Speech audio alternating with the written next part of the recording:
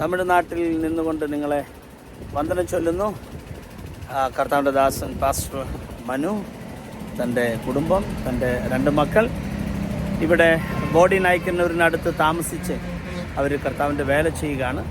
ഞാൻ കഴിഞ്ഞ ദിവസങ്ങളിൽ ത്രിപുരയിലായിരുന്നു. ഇവിടെ ഇപ്പോൾ 2 ദിവസമായി നാട്ടിലെത്തിയിട്ട് വളരെ പെട്ടെന്ന് തമിഴ്നാട്ടിലേക്ക് വരുവാൻ കർത്താവ് കൃപ നൽകി. ഇവിടെ ചില വർഷങ്ങളായിട്ട് നമ്മുടെ വേല ശക്തമായി നടക്കുകയാണ്.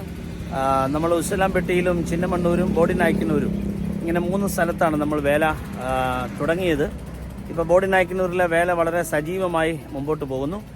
കർത്താവിൻ്റെ ദാസൻ ചില ഗ്രാമങ്ങളിലൊക്കെ കർത്താവിൻ്റെ വേല ചെയ്യുകയാണ്. ഇവിടുത്തെ ഗ്രാമങ്ങൾ സമത്വപുരം, സിലമലൈ, രാസിംഗാപുരം, തേവാരം, പിന്നെ ശിൽനായ്ക്കപ്പെട്ടിയോ,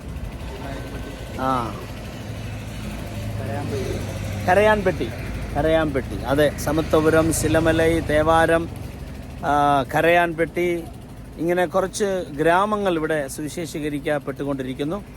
ഒരു കൂട്ടം കർത്താവിൻ്റെ ദാസൻ്റെ കൂടെ ദൈവത്തെ ആരാധിക്കാൻ വേണ്ടിയുണ്ട്. അല്പം സ്ഥലം നമുക്ക് ദൈവാത്മാവ് ഇവിടെ നൽകി.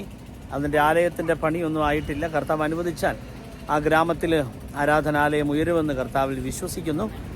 ചിന്നമണ്ണൂർ നമ്മളൊരു ആരാധനാലയത്തിൻ്റെ പണി നടത്തിയതാണ്, പക്ഷേ ഒരു തടസ്സം അവിടെ നേരിട്ടു. അതുകൊണ്ട് പണി നിർത്തിവെക്കേണ്ടതായി വന്നു.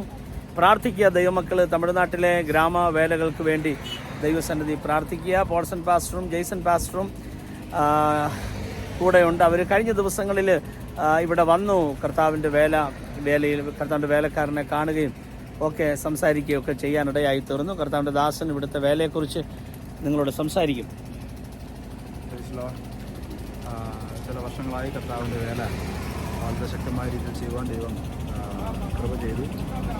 ഏകദേശം 10ഓളം ഗ്രാമങ്ങൾ കർത്താവിൻ്റെ നാമത്തെ അറിയിക്കുവാൻ ദൈവം ഇടയാക്കി. ഏകദേശം 30ഓളം പേര് നമുക്ക് ആരാധനയിൽ പങ്കെടുത്തുകൊണ്ടിരുന്നു. സ്ഥല ദൈവം തന്നു. ആലയത്തിനുള്ള മറ്റ് ക്രമീകരണങ്ങൾ ഈ വർഷം അല്ലെങ്കിൽ അടുത്ത വർഷം ആരംഭിക്കാൻ കഴിഞ്ഞു പ്രത്യാശിക്കുന്നു.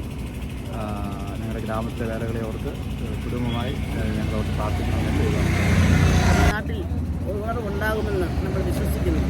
തീർച്ചയായിട്ടും ഈ ഗ്രാമങ്ങളെ കർത്താവ് തൊടും. പരിശുദ്ധാത്മാവ് ആ ഗ്രാമങ്ങൾക്കകത്ത് വ്യാപരിക്കും. അങ്ങനെയെങ്കിൽ വലിയ മാറ്റങ്ങൾ ഇവിടെ സംഭവിക്കുമെന്ന് നമ്മൾ വിശ്വസിക്കുന്നു. അത് നമ്മൾ വരും ദിവസങ്ങളിൽ കാണും.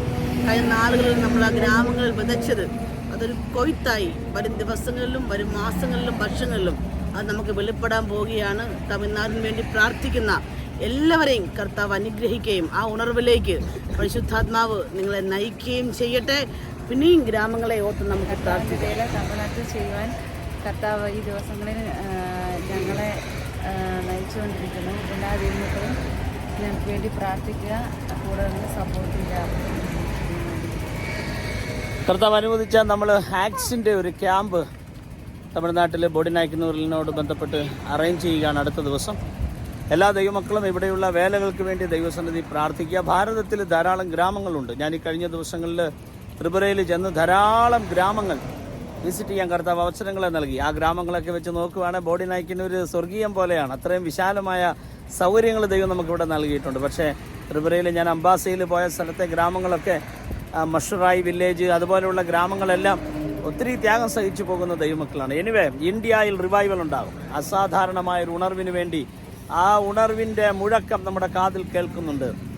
ഒരു മനുഷ്യൻ്റെ ചെറിയ കൈപ്പത്തി പോലെയുള്ള മേഘമേ പൊങ്ങുന്നുള്ളെങ്കിലും വലിയ മഴയുടെ മുഴക്കമുണ്ട്. തമിഴ്നാട്ടിൽ നിന്നുകൊണ്ട് നിങ്ങളെ വന്ദനം ചൊല്ലുന്നു. May God bless you all. Amen, amen.